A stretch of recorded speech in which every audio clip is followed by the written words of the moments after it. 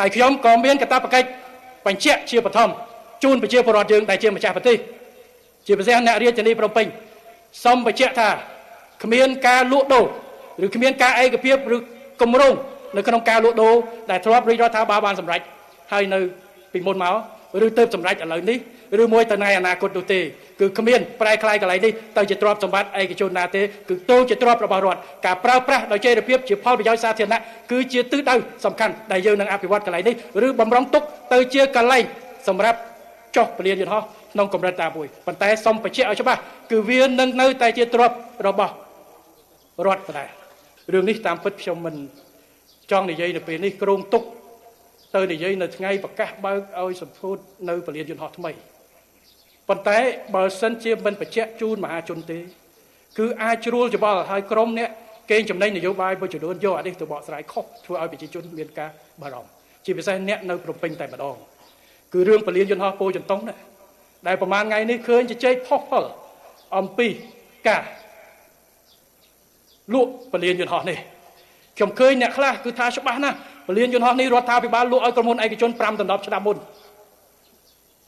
ទៅបានមកពីណា5ដល់10ឆ្នាំមុនយើងមិនទាន់ធ្វើក្រុងធ្វើពលានយន្តហោះថ្មីផងមានក្រុងទៅពលានយន្តហោះចាក់ខ្លីដែរបើមានសុំឲ្យឯកសារទាំងមកគេលោកខ្ញុំបណ្ដឹងព្រោះមានតែ2នាក់ទេដែលមាន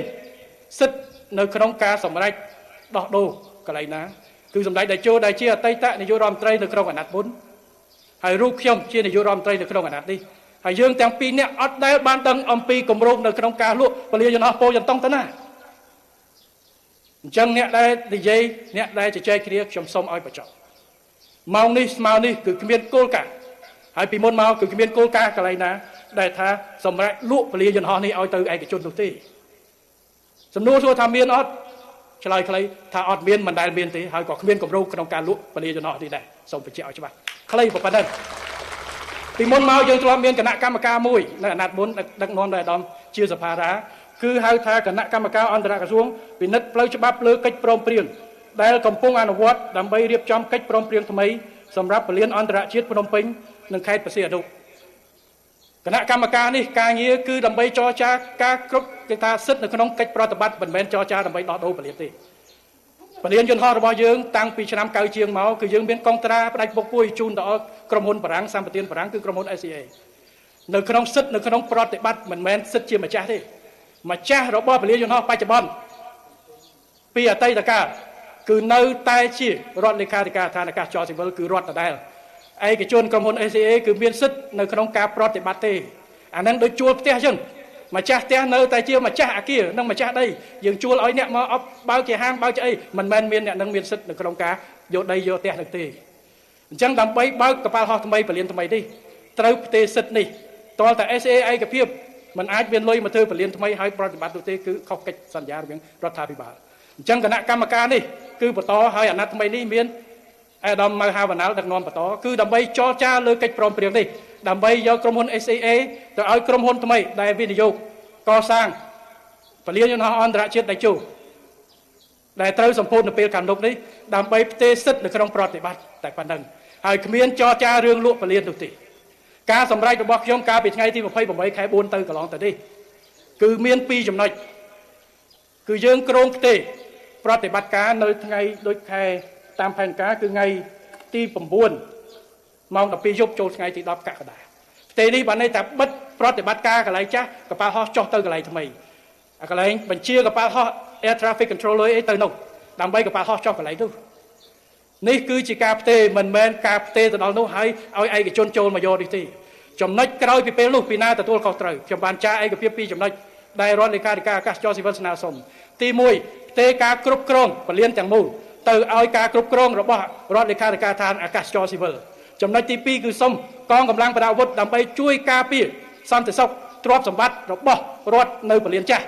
រួមទាំងការការពារល្បាតជុំវិញនឹងបូកជាមួយនឹងការពារនៅទីតាំងអញ្ចឹងគឺថាការពារខ្ញុំសម្រេចនៅថ្ងៃទី28ខែ4ទៅ3នេះគឺសម្រេចការទេភារកិច្ចមកការគ្រប់គ្រងដាច់ទាំងមូលដោយរដ្ឋលេខាធិការឋានអាកាសចរស៊ីវិលទៅលើទីតាំងទាំងមូល SCA គឺផ្ទេរទៅពលានយន្តហោះថ្មីគឺផ្ទេរការគ្រប់គ្រងឲ្យដីកន្លែងនេះនៅតែជារបស់រដ្ឋដដែលអត់មានលក់ទៅណាទេសូមបញ្ជាក់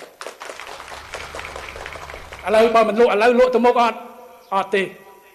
គោលការណ៍ដែលយើងគ្រោង បច្ចុប្បន្នគឺរក្សាកន្លែងនេះទុកស្ថានភាពបច្ចុប្បន្នហើយត្រៀមបំរុងក្នុងករណីមានចុះដោយគេថា emergency landing ជាពីបំរុងការគ្រប់គ្រងរបស់អាកាសចរស៊ីវិលប៉ុន្តែយើងអត់មានលទ្ធភាពទៅបំពាក់គ្រឿង air traffic controller នៅពលានហោះនេះទេហើយទី2ក៏វាពាក់ព័ន្ធទៅនឹងកិច្ចសន្យាជាមួយ SCA ទៅក្នុងការគ្រប់គ្រងតែសម្រាប់បច្ចេកទេសកន្លែងនេះចុះបឋមភេសជ្ជៈបានហើយបើសិនជាចាំបាច់ក្នុងករណីមួយដែលមានគេថាអាសន្នអន់ក្រ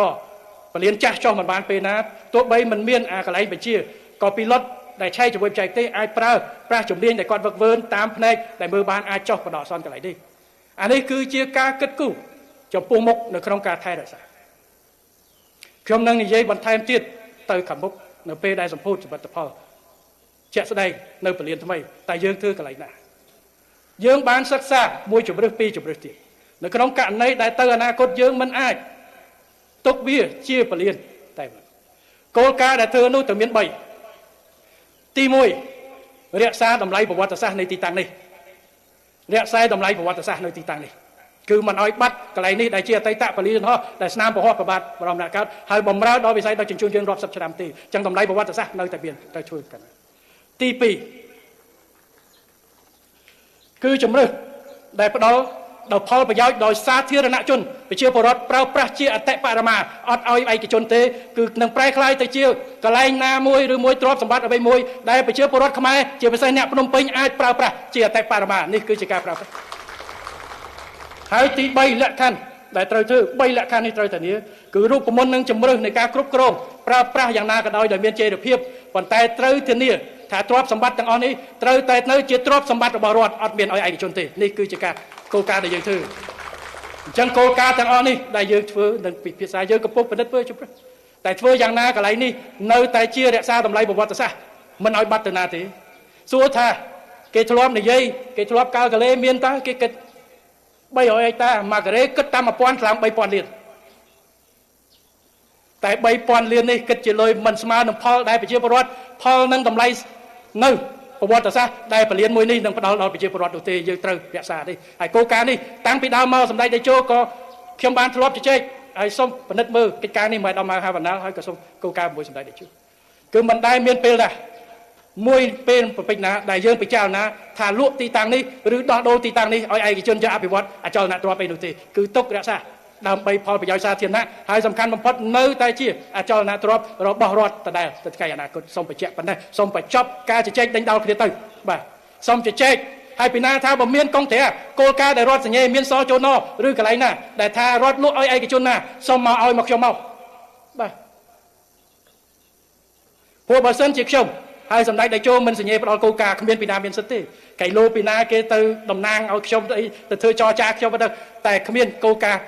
របស់រាជរដ្ឋាភិបាលធ្វើទេគ្មានពីអតីតកាលគ្មានបច្ចុប្បន្នកាលហើយអនាគតក៏គ្មានដែរសូមបញ្ជាក់ហើយបើឯកជនណាចង់មកចែកចៅទីតាំងនេះដើម្បីយកទៅអភិវឌ្ឍដោះដូរថាខ្ញុំសូមឲ្យទៅរកកន្លែងផ្សេងទៅកន្លែងនេះទុកជូនប្រទេសជាតិនិងប្រជាពលរដ្ឋទ្រព្យសម្បត្តិសាធារណៈសម្រាប់ទៅអនាគតរបស់យើងខ្ញុំសូមបញ្ជាក់ប៉ុណ្ណឹងដោយខ្លីចឹងខ្ញុំសូមបិទវងកញ្ចក់ប៉ុណ្្នឹងចុះ